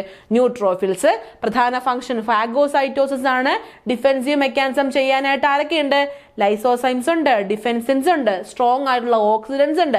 സോ ബാക്ടീരിയ ഒക്കെ കയറി കഴിഞ്ഞാൽ അതിനെ മൊത്തത്തിൽ അങ്ങ് നശിപ്പിച്ച് കളയും. ഇതാണ് ന്യൂട്രോഫിൽസ്. ഓക്കെ, അപ്പൊ ഏറ്റവും കൂടുതൽ കാണുന്ന WBC ആണ് ന്യൂട്രോഫിൽസ്. ഇനി രണ്ടാമത്തേത് ഗ്രാനുലാർ ല്യൂക്കോസൈറ്റ്സിലെ ഈസ്നോഫിൽസ് ആണ് വരുന്നത്. മിക്ക ആളുകളും കേട്ടുള്ളൊരു പേരായിരിക്കും ഈസ്നോഫിൽസ്, ഈസ്നോഫീലിയ എന്നൊക്കെ പറയുന്നുണ്ട് അല്ലേ? ഓക്കെ, അപ്പോൾ ഈസ്നോഫിൽസും എന്താണ്? ഗ്രാനുലാർ ല്യൂക്കോസൈറ്റ്സ് ആണ്. റേഞ്ച് പറയുന്നത് 30 to 350 സെൽസ് ആണ്. അതായത് നമ്മളിങ്ങനെ എണ്ണാൻ പറ്റും, 30 മുതൽ 350 വരെ ആകാവൂ. അതിൽ മുകളിലേക്ക് പോയി കഴിഞ്ഞാൽ നമ്മുടെ ബോഡിക്ക് തന്നെ ദോഷമായിട്ട് വരും. സോ ഈസ്നോഫിൽസിന്റെ റേഞ്ച് 30 to 350 സെൽസ് ആണ്. അപ്പോൾ ഒരു പെർ മൈക്രോലിറ്റർ ആണ് കേട്ടോ. മൈക്രോലിറ്റർ എടുത്തു കഴിഞ്ഞാൽ 30 മുതൽ 350 വരെ ഈസ്നോഫിൽ ആകാവൂ. ഇനി ക്യാരക്ടറിസ് നോക്കി കഴിഞ്ഞാൽ എന്തൊക്കെയാണ്? 10 to 12 മൈക്രോമീറ്ററിലാണ് ഡയമീറ്റർ വരുന്നത്. ന്യൂക്ലിയസിന് സാധാരണ 2 ലോബേ കാണുള്ളൂ. ഈ ഒരു ഫിഗർ നോക്കിക്കോ, 2 ലോബുള്ള ന്യൂക്ലിയസ് മാത്രമേ ഉള്ളൂ. കണക്ട് ചെയ്തേക്കുന്നത് കുറച്ച് തിക്കായിട്ടുള്ള ക്രൊമാറ്റിൻ കൊണ്ടാണ്. ഇവിടെ കുറച്ച് തിക്കായിട്ടുള്ള ക്രൊമാറ്റിൻ നമുക്ക് കാണാനായിട്ട് പറ്റും. ഇനി ആ ഒരു സെൽസിനകത്തേക്ക് നോക്കിക്കഴിഞ്ഞാൽ ഗ്രാന്യൂൾസ് ഉണ്ട്. ഗ്രാന്യൂൾസിന്റെ കളർ എങ്ങനെയാണ്? ലാർജ് ഓറഞ്ച് കളറിൽ, റെഡ് ഓറഞ്ച് കളറിലുള്ള ഗ്രാന്യൂൾസ് ആണ് ആർക്കുള്ളത്? ഈസ്നോഫീലിയയ്ക്ക് ഉള്ളത്. അപ്പൊ സൈറ്റോപ്ലാസ്റ്റിൽ നിറഞ്ഞ് ഗ്രാന്യൂൾസ് ഫോം ആയിരിക്കും. ഓക്കെ, അപ്പൊ ഈ ഒരു ഫിഗർ നോക്കിക്കഴിഞ്ഞാൽ കണ്ടോ, തിക്കായിട്ടുള്ള ക്രൊമാറ്റിൻ ഉണ്ട്, 2 ലോബ്സ് ഉണ്ട്, നല്ല എന്തുണ്ട്? റെഡ് ഓറഞ്ച് കളറിലുള്ള ഗ്രാന്യൂൾസും ആരുടെ ഉള്ളിലുണ്ട്? ഈസ്നോഫിൽസിനകത്തുണ്ട്. ഇനി ഫങ്ഷൻസ് നോക്കിക്കഴിഞ്ഞാൽ പാരസൈറ്റ്സ് ഒക്കെ ഉള്ളിലോട്ട് കയറി കഴിഞ്ഞാൽ, നമ്മുടെ ബോഡിക്കകത്തേക്ക് കയറി കഴിഞ്ഞാൽ അതിനെ എലിമിനേറ്റ് ചെയ്യണം. കാരണം എന്താണ്? വേംസ് ഒക്കെ ആണെങ്കിൽ അങ്ങ് മൊത്തത്തിൽ എൻഗൾഫ് ചെയ്യാൻ പറ്റില്ല, വിഴുങ്ങാൻ പറ്റില്ല. കാരണം ഇവയും കുഞ്ഞു സെൽസ് അല്ലേ. അപ്പൊ അതുകൊണ്ട് അങ്ങ് എൻഗൾഫ് ചെയ്യാൻ പറ്റില്ല. അപ്പോൾ ആ ഒരു ഫാഗോസൈറ്റോസിസ് ചെയ്യാൻ പറ്റാത്തത് കൊണ്ട് തന്നെ എന്ത് ചെയ്യും? അതിനെ എലിമിനേറ്റ് ചെയ്യണം. അപ്പോൾ എലിമിനേറ്റ് ചെയ്യാൻ സഹായിക്കുന്ന സെൽസ് ആണ് ആര്? ഈസ്നോഫിൽസ്. ഇനി ഫാഗോസൈറ്റ്സ് ആന്റിജൻ ആന്റിബോഡി കോംപ്ലക്സ് എന്താ സംഭവം? അതായത് നമ്മൾ പറഞ്ഞു, നമ്മുടെ ബോഡിയിൽ എന്തെങ്കിലും ആന്റിജൻ കയറി കഴിഞ്ഞാൽ നമ്മൾ WBC ആരെ ഉണ്ടാക്കും? ആന്റിബോഡീസിനെ ഉണ്ടാക്കും. ഈ ആന്റിബോഡീസ് പോയി ആന്റിജനും മറ്റൊരു കോംപ്ലക്സ് ഫോം ചെയ്യും. എന്നിട്ട് അതിനെന്ത് ചെയ്യും? ഇല്ലാണ്ടാക്കി കളയും, ഇല്ലേ? അപ്പൊ ആ ന്യൂട്രലൈസ് ചെയ്തേക്കുന്ന കോംപ്ലക്സ് പിന്നെ നമ്മുടെ ബോഡിയിൽ നിന്ന് പുറത്തേക്ക് പോകണ്ടേ? ബോഡി തന്നെ ഇങ്ങനെ കടക്കാൻ പാടുണ്ടോ? പാടില്ല. അപ്പൊ അതിനെ എൻഗൾഫ് ചെയ്ത് അതിനെ നശിപ്പിക്കുക എന്നുള്ള ഡ്യൂട്ടി ആരാ ചെയ്യുന്നത്? ഈസ്നോഫിൽസ് ആണ് ചെയ്യുന്നത്. അതുപോലെ തന്നെ ഹിസ്റ്റമിൻ അലർജിക് റിയാക്ഷൻസ് എല്ലാം കോമ്പാക്ട് ചെയ്ത് നിർത്തുന്നതും ആരാണ്? ഈസ്നോഫിൽസ് ആണ്. അപ്പൊ നമ്മുടെ ബോഡിയിൽ എന്തെങ്കിലും ഒരു അലർജൻ കയറി കഴിഞ്ഞാൽ നമ്മുടെ ബോഡി ഇമ്മ്യൂൺ റെസ്പോൺസ് ഉണ്ടാക്കും അല്ലേ? അപ്പൊ ഇമ്മ്യൂൺ റെസ്പോൺസ് ഉണ്ടാക്കുന്നത് ഹിസ്റ്റമിൻ പ്രൊഡ്യൂസ് ചെയ്തുകൊണ്ടായിരിക്കും. ആ ഹിസ്റ്റമിനെ എല്ലാം നശിപ്പിച്ച് കളയും, അല്ലെങ്കിൽ അതിനെ കോമ്പാക്ട് ചെയ്ത് നിർത്തുന്ന ആരാണ്? ഈസ്നോഫിൽസ് ആണ്. സോ മൊത്തത്തിൽ പറഞ്ഞാൽ ഇവിടെയും ഡിഫെൻസീവ് മെക്കാനിസം തന്നെയാണ് ഈസ്നോഫിൽസ് ചെയ്യുന്നത്. എത്രയാ റേഞ്ച് പറയുന്നത്? 30 to 350 സെൽസ് ആണ് വരുന്നത്. അടുത്തത് ഗ്രാനുലാർ ല്യൂക്കോസൈറ്റ്സിൽ ബേസോഫിൽസ് ആണ് പറയുന്നത്. അപ്പോൾ ബേസോഫിൽസിന്റെ റേഞ്ച് നോക്കിക്കഴിഞ്ഞാൽ 0 to 300 ആണ്. ചില ബ്ലഡ് എടുത്തു കഴിഞ്ഞാൽ അതിൽ 0 ഒന്നും കാണത്തില്ല, ചിലതിൽ 300 ബേസോഫിൽസ് കാണും. പെർ മൈക്രോ ലിറ്റർ എടുക്കുമ്പോഴാണ് നമുക്ക് ഈ ഒരു അളവ് കിട്ടുന്നത്. ഇനി ക്യാരക്ടേഴ്സ് നോക്കിക്കഴിഞ്ഞാൽ എങ്ങനെയാണ്? 8 to 10 മൈക്രോമീറ്റർ ഡയമീറ്റർ ആയിരിക്കും. ന്യൂക്ലിയസിന് സാധാരണ 2 ലോബ് ഉണ്ടായിരിക്കും. ലാർജ് സൈറ്റോപ്ലാസ്മിക് ഗ്രാനുൾസ് ആയിരിക്കും. മുന്നേ കണ്ട ന്യൂട്രോഫിൽസിനെ ഈസ്നോഫിൽസിനെ വെച്ച് നോക്കുമ്പോൾ ബേസോഫിൽസിന്റെ ഗ്രാനുൾസ് കുറച്ച് വലുതാണ്. അത് ഡീപ്പ് ബ്ലൂ പർപ്പിൾ കളറിലായിരിക്കും. ഈ ഒരു ഫിഗർ നോക്കുമ്പോൾ അറിയാലോ, ബ്ലൂ ആയിട്ടോ അല്ലെങ്കിൽ പർപ്പിൾ കളറിലൊക്കെ ആയിരിക്കും ഈ പറയുന്ന ഗ്രാനുൾസ് കാണുന്നത്. ഫങ്ഷൻ നോക്കിക്കഴിഞ്ഞാൽ ലിബറേറ്റ് ഹെപ്പാരിൻ. എന്താ ഹെപ്പാരിൻ? ഒരു ആന്റി കൊയാഗുലന്റ് ആണ് ഹെപ്പാരിൻ. ബ്ലഡ് ഒന്നും ക്ലോട്ട് ചെയ്യാൻ സമ്മതിക്കാതിരിക്കുന്ന ഒരു ആന്റി കൊയാഗുലന്റ് ആണ് ഹെപ്പാരിൻ. അപ്പോൾ ഹെപ്പാരിനെ പ്രൊഡ്യൂസ് ചെയ്യുക. അതുപോലെ ഹിസ്റ്റമിൻ. ഈ ഹിസ്റ്റമിൻ നമ്മൾ എവിടെ കണ്ടു? നേരത്തെ ഈസ്നോഫിലിന്റെ കാര്യം പറഞ്ഞപ്പോൾ കണ്ടില്ലേ, ഹിസ്റ്റമിനുമായിട്ടൊക്കെ പോരാടി നിൽക്കുന്നു. അപ്പോൾ ആ ഹിസ്റ്റമിനും അതുപോലെ സെറോട്ടോണിനും എല്ലാം ആരാ പ്രൊഡ്യൂസ് ചെയ്യുന്നത്? ബേസോഫിൽസ് ആണ് പ്രൊഡ്യൂസ് ചെയ്യുന്നത്. അതായത് ഇൻ കേസ് നമുക്കൊരു അലർജി വന്നു കഴിഞ്ഞാൽ, ഏതെങ്കിലും തരത്തിലുള്ള ഫോറിൻ ബോഡി കയറി നമ്മുടെ ബോഡിയിൽ ഒരു അലർജി വന്നു, അലർജിക് റിയാക്ഷൻ വരുമ്പോൾ ഈ പറയുന്ന ഹെപ്പാരിനെയും ഹിസ്റ്റമിനെയും സെറോട്ടോണിനെയും ഒക്കെ ആര് പ്രൊഡ്യൂസ് ചെയ്യും? ബേസോഫിൽസ് സെക്രീറ്റ് ചെയ്യും, അതിനെ പ്രൊഡ്യൂസ് ചെയ്യും. പ്രൊഡ്യൂസ് ചെയ്യുമ്പോൾ എന്ത് പറ്റും? ഒരു വലിയ രീതിയിൽ ഒരു ഇൻഫ്ലമേറ്ററി റെസ്പോൺസ് ആയിരിക്കും നമ്മുടെ ബോഡി തരുന്നത്. നമ്മുടെ ബോഡി പെട്ടെന്ന് കയറി എന്ത് ചെയ്യും? ഒരു ഇൻഫ്ലമേറ്ററി സ്റ്റേജിലേക്ക് പോകും. അപ്പോൾ നമുക്ക് ഈ ബേസോഫിൽസിന്റെ അളവ് കൂടിക്കഴിഞ്ഞാൽ, ഇപ്പോൾ 0 to 300 ആണെന്ന് പറഞ്ഞു, 300 മുകളിലേക്കൊക്കെ ആയിക്കഴിഞ്ഞാൽ എന്താ സൂചിപ്പിക്കുന്നത്? നമ്മുടെ ബോഡിയിൽ സിവിയർ അലർജിക് റിയാക്ഷൻസ് വന്നു കഴിഞ്ഞു. കാരണം ഇത്രയും സാധനങ്ങളെ സെക്രീറ്റ് ചെയ്യാൻ വേണ്ടിയിട്ട് ബേസോഫിൽസിന്റെ അളവ് ഇങ്ങനെ കൂടും. ഓക്കെ, അപ്പൊ ഇതാണ് ബേസോഫിൽസിന്റെ ഫംഗ്ഷൻ. അപ്പോൾ ചുരുക്കി പറഞ്ഞു കഴിഞ്ഞാൽ നമ്മൾ ഈ കണ്ട 3 WBCയുടെയും ഫംഗ്ഷൻ എന്ത് തന്നെയാണ്? നമ്മുടെ ബോഡിക്ക് ഒരു ഡിഫെൻസീവ് മെക്കാനിസം പ്രൊവൈഡ് ചെയ്യുക, നമുക്കൊരു ഇമ്മ്യൂണിറ്റി പ്രൊവൈഡ് ചെയ്യുക. ഫോറിൻ ബോഡീസ് കയറി കഴിഞ്ഞാൽ അപ്പോഴേ നശിപ്പിക്കും. അതിന് വേണ്ടിയിട്ടാണ് ഈ പറയുന്ന എല്ലാ WBCസും ഉള്ളത്. ഇപ്പൊ ഗ്രാനുലാറിൽ 3 എണ്ണം കണ്ടു. ഏതൊക്കെയായിരുന്നു? ന്യൂട്രോഫില് കണ്ടു, ഈസ്നോഫില് കണ്ടു, ബേസോഫില് കണ്ടു. നെക്സ്റ്റ് പറയാൻ പോകുന്നത് എ ഗ്രാനുലാർ ല്യൂക്കോസൈറ്റ്സ് ആണ്. അതിൽ ആരാ വരുന്നത്? ലിംഫോസൈറ്റ്സ് ആണ് വരുന്നത്. ഇനി ആ ലിംഫോസൈറ്റ്സിനെ വേണം നമ്മൾ 3 എണ്ണമായിട്ട് പഠിക്കാനായിട്ട്. അപ്പോൾ എ ഗ്രാനുലാർ ല്യൂക്കോസൈറ്റ്സിലെ ലിംഫോസൈറ്റ്സിനെ പറ്റി പറയുകയാണെന്നുണ്ടെങ്കിൽ, ന്യൂട്രോഫിൽസ് കഴിഞ്ഞു കഴിഞ്ഞാൽ ലിംഫോസൈറ്റ്സ് ആണ് നമ്മുടെ ബ്ലഡിനകത്ത് ഏറ്റവും കൂടുതൽ കാണുന്ന വൈറ്റ് ബ്ലഡ് സെൽസ്. നമ്മൾ ആ ഓർഡർ ബ്ലഡ് സെല്ലിൽ എന്തായിരുന്നു? കുരങ്ങൻ never let monkeys eat banana. അപ്പോൾ നെവർ ന്യൂട്രോഫിലിൽ കഴിഞ്ഞാൽ പിന്നെ ആരാണ്? ലെറ്റ് ആണ്, ലിംഫോസൈറ്റ് ആണ്. അപ്പോൾ ന്യൂട്രോഫിലിൽ കഴിഞ്ഞു കഴിഞ്ഞാൽ ഏറ്റവും കൂടുതൽ കാണുന്നത് ലിംഫോസൈറ്റ്സ് ആണ്. അപ്പൊ എങ്ങനെയാണ് അതിന്റെ ഷേപ്പ് പറയുന്നത്? സെൽസ് എല്ലാം സ്പെറിക്കൽ ഇൻ ഷേപ്പ് ആണ്, വിത്ത് ലാർജ് ന്യൂക്ലിയൈ, വലിയ ന്യൂക്ലിയൈ ആയിരിക്കും. പക്ഷെ സൈറ്റോപ്ലാസം എങ്ങനെയായിരിക്കും? വളരെ കുറച്ചായിരിക്കും. അതായത് നമ്മൾ പറയില്ലേ, എന്താണ്, ക്ഷേത്രത്തിനേക്കാൾ വലിയ വിഗ്രഹം എന്ന് പറയുന്ന പോലെ തന്നെ ആ ഒരു ക്ഷേത്രം അല്ലെങ്കിൽ സൈറ്റോപ്ലാസത്തിനേക്കാളും വലിയ, അത്രയും സൈറ്റോപ്ലാസം ചെറുതാണെങ്കിലും വലിയ ന്യൂക്ലിയസ് ആണ് ആർക്കുള്ളത്? ലിംഫോസൈറ്റ്സിനുള്ളത്. നോർമൽ റേഞ്ച് നമുക്ക് ഏജ് അനുസരിച്ച് പഠിക്കണം. അഡൾട്ടിൽ ഒരു റേഞ്ച് ആണ്, ചിൽഡ്രനിൽ ഒരു റേഞ്ച് ആണ്. അഡൾട്ടിന്റെ റേഞ്ച് പറയുന്നത് 10,000 to 4,800 ആണ് മൈക്രോ ലിറ്റർ ഓഫ് ബ്ലഡ് എടുക്കുമ്പോൾ നമ്മൾ കാണുന്നത്. ഇനി ചിൽഡ്രനിലേക്ക് വരുമ്പോൾ അത് 3,000 to 9,500 ആ റേഞ്ച് വരുന്നത്. അപ്പൊ 2 റേഞ്ചും അങ്ങനെ പഠിച്ചോളുക. അഡൾട്ട് ആണെങ്കിൽ 1000-നും 4,800-നും ഇടയ്ക്കായിരിക്കും നിൽക്കുന്നത്. കുഞ്ഞുങ്ങളാണെങ്കിൽ 3,000-നും 9,500-നും ഇടയ്ക്കായിരിക്കും. പെർ മൈക്രോ ലിറ്റർ ആണ് കേട്ടോ, പെർ മൈക്രോ ലിറ്ററിലാണ് നമ്മൾ ഇതെല്ലാം നോക്കുന്നത്. ഇനി ലിംഫോസൈറ്റ്സ് പ്രധാനമായിട്ടും 3 ടൈപ്പാണ്. ടി, ബിയും നാച്ചുറൽ കില്ലും. നമ്മൾ ഓൾറെഡി ഇത് പറഞ്ഞിരുന്നു. ടി സെൽസ് ഉണ്ട്, ബി സെൽസ് ഉണ്ട്, നാച്ചുറൽ കില്ലർ സെൽസ് ഉണ്ട്. ചില സ്ഥലങ്ങളിൽ ടി ലിംഫോസൈറ്റ് എന്നും ബി ലിംഫോസൈറ്റ്സ് എന്നും ആയിരിക്കും പറയുന്നത്. അല്ലെങ്കിൽ ടി സെൽസ്, ബി സെൽസ് എന്ന് പറഞ്ഞാലും മതി.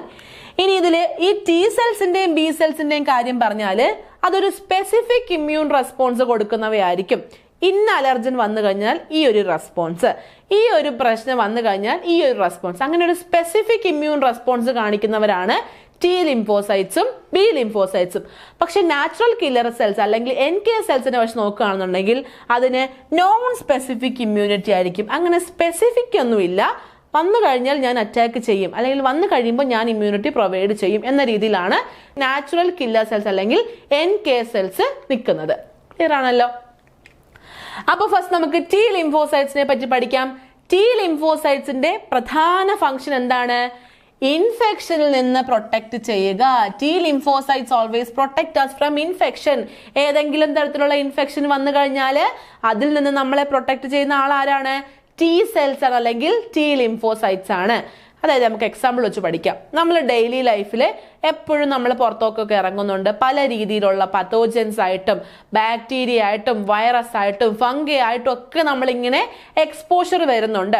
അപ്പോൾ നമ്മുടെ ഉള്ളിൽ ഈ T lymphocytes ഒന്നും ഇല്ല എന്നുണ്ടെങ്കിൽ നമ്മൾ പുറത്തോട്ട് ഇറങ്ങുമ്പോൾ തന്നെ നമ്മൾ വീണു പോകും. കാരണം പെട്ടെന്ന് നമുക്ക് ഇൻഫെക്ഷൻസ് വരും. അപ്പോൾ ഇത്രയും എക്സ്പോഷർ നമ്മൾ ഡേ ടു ഡേ ലൈഫിൽ കിട്ടിയിട്ടും നമ്മുടെ ഉള്ളിൽ ഈ T lymphocytes അല്ലെങ്കിൽ T cells ഉള്ളത് കൊണ്ടാണ് നമുക്കത് പ്രശ്നമായിട്ട് മാറാത്തത്. അപ്പോൾ T lymphocytes ഇല്ലാതെയാണ് നമ്മളെല്ലാം വന്നിരിക്കുന്നതെങ്കിൽ നമുക്ക് ലൈഫ് ത്രെട്ടണിങ് ആയിട്ടുള്ള കാര്യങ്ങൾ ഉണ്ടാകും. അതായത് എന്ത് ചെറിയ രീതിയിലുള്ളൊരു എക്സ്പോഷർ കിട്ടിക്കഴിഞ്ഞാലും അപ്പോഴേ ഇൻഫെക്ഷൻസ് വരുന്നു, അപ്പോഴേ കിടപ്പിലാവുന്നു. ഓക്കെ, അപ്പൊ അതുകൊണ്ട് തന്നെ T lymphocytes അല്ലെങ്കിൽ T cells നമ്മളെ എന്തിനു സഹായിക്കുന്നു?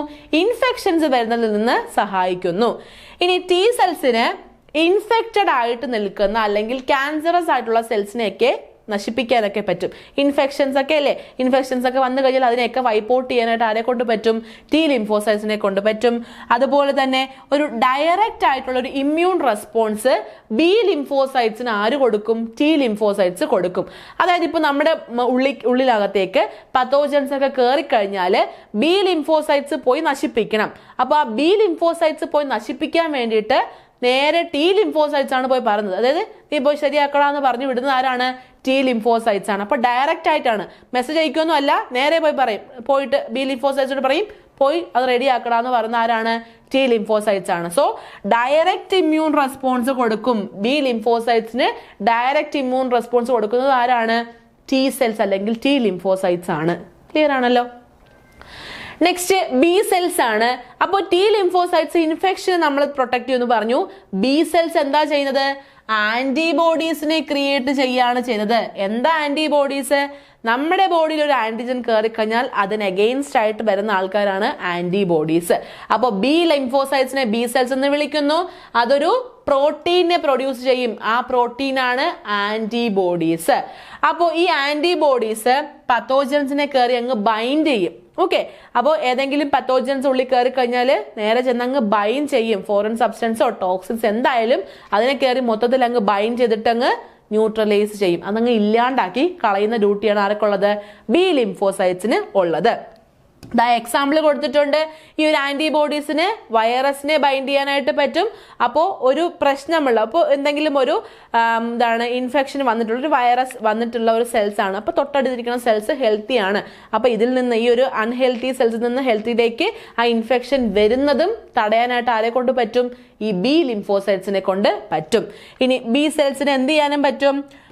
ഒരു ഇൻഫെക്റ്റഡ് സെൽസിനെ ബാക്കിയുള്ള സെൽസിനെ നശിപ്പിക്കുന്നത് തടയാനും പറ്റും. സോ എല്ലാ സെൽസിൻ്റെ അടുത്തും പോയി പറയും ഇൻഫെക്ഷൻ സെൽസ് ഇങ്ങനെ വരാൻ ഇതിനു വേണ്ടി വരുന്നുണ്ട്, സോ എല്ലാവരും സജ്ജമായിട്ട് ഇരിക്കും എന്നൊക്കെ പറഞ്ഞ് റിക്രൂട്ട് ചെയ്ത് നിർത്താനായിട്ട് ആരെ കൊണ്ട് പറ്റും? B സെൽസിനെ കൊണ്ട് പറ്റും. അപ്പം അതുവഴി നമുക്ക് എന്ത് കിട്ടും? ഇമ്മ്യൂണിറ്റി കിട്ടും. വേറൊരു രീതിയിലുള്ള ഫോറിൻ ബോഡീസോ ഫോറിൻ പാർട്ടിക്കിൾസോ ടോക്സിൻസോ ഒന്നും നമ്മുടെ ബോഡിയിൽ കയറി പെട്ടെന്ന് അറ്റാക്ക് ചെയ്യാതിരിക്കാൻ വേണ്ടിയിട്ട് ആര് സഹായിക്കും? B സെൽസ് സഹായിക്കും. നെക്സ്റ്റ് നാച്ചുറൽ കില്ലർ സെൽസ് ആണ്, അല്ലെങ്കിൽ NK സെൽസ് ആണ്. അപ്പോൾ NK സെൽസ് എന്ന് വെച്ചിട്ടുണ്ടെങ്കിൽ അതിന് ട്യൂമർ സെൽസിനെ ഇല്ലാണ്ടായി കളയാൻ പറ്റും. അതായത് ഇപ്പോൾ ഒരു ആക്ടിവേഷനും ഇല്ല, ഇപ്പോൾ ഏതെങ്കിലും തരത്തിലുള്ള പ്രശ്നങ്ങളോ ഒന്നും ഉണ്ടാക്കുന്നില്ല, ഒരു ട്യൂമർ സെൽസ് ആണെന്നുണ്ടെങ്കിൽ ആ ട്യൂമർ സെൽസിനെ നമ്മൾ ഒന്നും പറയാൻ, അതായത് ഇപ്പോൾ B lymphocytes ആണെങ്കിൽ പോലും T lymphocytes വന്ന് ഡയറക്റ്റ് മെസ്സേജ് കൊടുക്കുന്നുണ്ട് പോയി നശിപ്പിക്കണമെന്ന്. അങ്ങനെ ഡയറക്റ്റ് മെസ്സേജ് കാര്യങ്ങളൊന്നും NK സെൽസിന് വേണ്ട. അല്ലാണ്ട് തന്നെ ഒരു പ്രയർ ആക്ടിവേഷൻ ഇല്ലാതെ തന്നെ എന്ത് ചെയ്യാൻ പറ്റും? ഈ NK സെൽസിന് പോയി ട്യൂമർ സെൽസിനെയൊക്കെ കില്ല് ചെയ്ത് കളയാനായിട്ട് പറ്റും. അപ്പൊ അതുകൊണ്ടാണ് നമ്മൾ അതിനെ നാച്ചുറൽ കില്ലിംഗ് എന്ന് പറയുന്നത്. ആരും പറഞ്ഞു കൊടുത്ത് ചെയ്യിക്കുന്നതൊന്നുമല്ല, സ്വന്തമായിട്ട് പോയി ചെയ്യുന്നത് കൊണ്ടാണ് അതിനെ നമ്മൾ നാച്ചുറൽ കില്ലർ സെൽസ് എന്ന് വിളിക്കുന്നത്. ഇനി ഈ ഒരു നാച്ചുറൽ കില്ലിംഗ് പോരാഞ്ഞിട്ട് ഈ NK സെൽസിന് സൈറ്റോകൈൻസിനെ സെക്രീറ്റ് ചെയ്യാനായിട്ട് പറ്റും. അതായത് IFN ഗാമ, ഇന്റർഫെറോൺ ഗാമ ആണ് IFN ഗാമ. അപ്പൊ ഇന്റർഫെറോൺ ഗാമ, അതുപോലെ തന്നെ TNF ആൽഫ, അതായത് tumour necrosis factor alpha. Tumour necrosis factor ആൽഫയാണ് TNF ആൽഫ. ഓക്കെ, അപ്പോൾ ഈ ഒരു ട്യൂമർ നെക്രോസിസ് ഫാക്ടർ ആൽഫ. അപ്പോൾ ഈ INF ഗാമ എന്നും TNF ആൽഫ എന്നും വിളിക്കുന്ന ഈ സൈറ്റോകൈൻസിനെ എന്തിനാ ഇത് പ്രൊഡ്യൂസ് ചെയ്യുന്നത്? ഈ പ്രൊഡ്യൂസ് ചെയ്ത് വിട്ടേക്കുന്ന ഈ സൈറ്റോകൈൻസ് പോയിട്ട് മാക്രോഫേജിലും ഡെൻഡ്രൈറ്റിക് സെൽസിലും ആക്ട് ചെയ്യും. അപ്പൊ എന്താ ഈ മാക്രോഫേജും ഡെൻഡ്രൈറ്റിക് സെൽസും? അതായത് നമ്മുടെ മോണോസൈറ്റ് ഇല്ലേ, നമ്മൾ ഇനി പഠിക്കാൻ പോകുന്ന മോണോസൈറ്റ്, ആ മോണോസൈറ്റ് പ്രൊഡ്യൂസ് ചെയ്യുന്ന ഇമ്മ്യൂൺ സെൽസ് ആണ് മാക്രോഫേജുകൾ. കുറച്ച് വലിപ്പമുള്ളതാണ്, ഇമ്മ്യൂണിറ്റി പ്രൊവൈഡ് ചെയ്യുന്നതാണ്. സോ മോണോസൈറ്റ് പ്രൊഡ്യൂസ് ചെയ്യുന്നത് കൊണ്ട് തന്നെ അത് ഏതിൽ വരും? WBC കാറ്റഗറിയിൽ പോകുന്നവയാണ്. അതുപോലെ ഡെൻഡ്രൈറ്റിക് സെൽസ് എന്താണ്? നമ്മുടെ ടിഷ്യൂസിലൊക്കെ പ്രസന്റ് ആയിരിക്കുന്ന ഇമ്മ്യൂണിറ്റി പ്രൊവൈഡ് ചെയ്യുന്ന സെൽസ് തന്നെയാണ്. സോ അതെല്ലാം ഇമ്മ്യൂൺ സെൽസിൽ വരുന്നതാണ്. അപ്പൊ ഈ സൈറ്റോകൈൻസ് പോയിട്ട് ഈ ഇമ്മ്യൂൺ സെൽസിലേക്ക് പോയി ആക്ട് ചെയ്യും. ഇമ്മ്യൂൺ സെൽസിലേക്ക് ആക്ട് ചെയ്യുന്നത് എന്തിനു വേണ്ടിയാണ്? ഇമ്മ്യൂൺ റെസ്പോൺസ് ഉണ്ടാക്കാൻ വേണ്ടിയാണ്. അതായത് ചുരുക്കത്തിൽ പറഞ്ഞാൽ മുഴുവൻ ഒരു ഇമ്മ്യൂണിറ്റി പ്രൊവൈഡ് ചെയ്യുക എന്നുള്ളതാണ് ആര് ചെയ്യുന്നത്? ഈ മൊത്തത്തിൽ WBC ചെയ്യുന്നത്. അത് നാച്ചുറൽ കിൽ സെൽസ് ആയിരിക്കും, ലിംഫോസൈറ്റ്സ് ആണെങ്കിലും ബാക്കി പഠിച്ച WBCs ഒക്കെ ആണെങ്കിലും മൊത്തത്തിലൊരു ഇമ്മ്യൂണിറ്റി തരിക എന്നുള്ള ഫംഗ്ഷനാണ് ചെയ്യുന്നത്. നെക്സ്റ്റ്, എ ഗ്രാനുലാർ ല്യൂക്കോസൈറ്റ്സിൽ അവസാനത്തെ ആളാണ് മോണോസൈറ്റ്. അപ്പോൾ മോണോസൈറ്റിനെ പറ്റി പറയുകയാണെന്നുണ്ടെങ്കിൽ മോണോസൈറ്റിന്റെ റേഞ്ച് വരുന്നത് 200 to 800 മോണോസൈറ്റ്സ് ആണ്. ഒരു മൈക്രോ ലിറ്റർ ഓഫ് ബ്ലഡ് എടുത്തു കഴിഞ്ഞാൽ 200 മുതൽ 800 മോണോസൈറ്റ്സ് വരെ കാണും. അതിന്റെ ക്യാരക്ടേഴ്സ് നോക്കിക്കഴിഞ്ഞാൽ എങ്ങനെയാണ്? 12 to 20 മൈക്രോമീറ്റർ ഡയമീറ്റർ ആണ്. 12 to 20 മൈക്രോമീറ്റർ ഡയമീറ്റർ ഉണ്ടാവുള്ളൂ. ന്യൂക്ലിയസ് കിഡ്നി ഷേപ്പിലായിരിക്കും. കിഡ്നി ഷേപ്പ് എങ്ങനെയാണ്? ഇങ്ങനത്തെ ഒരു ഷേപ്പാണ് കിഡ്നി ഷേപ്പ്. അപ്പൊ ന്യൂക്ലിയസ് കിഡ്നി ഷേപ്പിൽ കാണുന്നു, അല്ലെങ്കിൽ ഹോഴ്സ് ഷൂ ഷേപ്പിൽ കാണുന്നു. എന്താ ഹോഴ്സ് ഷൂ ഷേപ്പ്? നമ്മൾ ഹോഴ്സ് ഷൂ ഷേപ്പ് മാഗ്നറ്റ് കണ്ടിട്ടുണ്ടല്ലോ. അപ്പൊ ആ ഒരു ഹോഴ്സ് ഷൂ ഷേപ്പിലായിരിക്കും ആര് കാണുന്നത്? ആ ഒരു മോണോസൈറ്റിന്റെ ന്യൂക്ലിയസ് കാണുന്നത്. സൈറ്റോപ്ലാസം ഒരു ബ്ലൂ ഗ്രേ കളറിലായിരിക്കും. അതുപോലെ തന്നെ ഒരു ഫോമി അപ്പിയറൻസ് ആയിരിക്കും. വളരെ മങ്ങിയ രീതിയിലായിരിക്കും നമുക്ക് ആ ഒരു സൈറ്റോപ്ലാസം കാണുന്നത്. ഭയങ്കര ക്ലിയർ ആയിട്ടുള്ള സൈറ്റോപ്ലാസം ഒന്നും ആർക്കില്ല? മോണോസൈറ്റ്സിന് ഇല്ല. ഇനി ഫങ്ഷൻസ് നോക്കിക്കഴിഞ്ഞാൽ എന്താണ്? നേരെ പോയി നമ്മുടെ ഹൈപ്പോതലാമസിൽ ആക്ട് ചെയ്യും. ഹൈപ്പോതലാമസ് എവിടെയുണ്ട്? തലയിലുണ്ട്. ഹൈപ്പോതലാമസിൽ ആക്ട് ചെയ്യുന്നത് എന്തിനു വേണ്ടിയിട്ടാണ്? നമ്മുടെ ബോഡി ടെമ്പറേച്ചർ റൈസ് ആവാൻ വേണ്ടിയിട്ടാണ്. അപ്പൊ നമ്മുടെ ഒരു ഹീമോസ്റ്റാസിസ് ഒക്കെ മെയിൻറ്റെയിൻ ചെയ്യാൻ വേണ്ടിയിട്ട് നിൽക്കുന്ന ആളാണ് ഹൈപ്പോതലാമസ്. അവിടെ പോയിട്ട് ആക്ട് ചെയ്യുമ്പോൾ എന്ത് പറ്റും? ടെമ്പറേച്ചർ കൂടും. ടെമ്പറേച്ചർ കൂടുമ്പോൾ എന്താണ് നമ്മൾ പറയില്ല, നമുക്ക് ഫീവർ വന്നു, പനി വന്നു എന്നൊക്കെ പറയില്ലേ.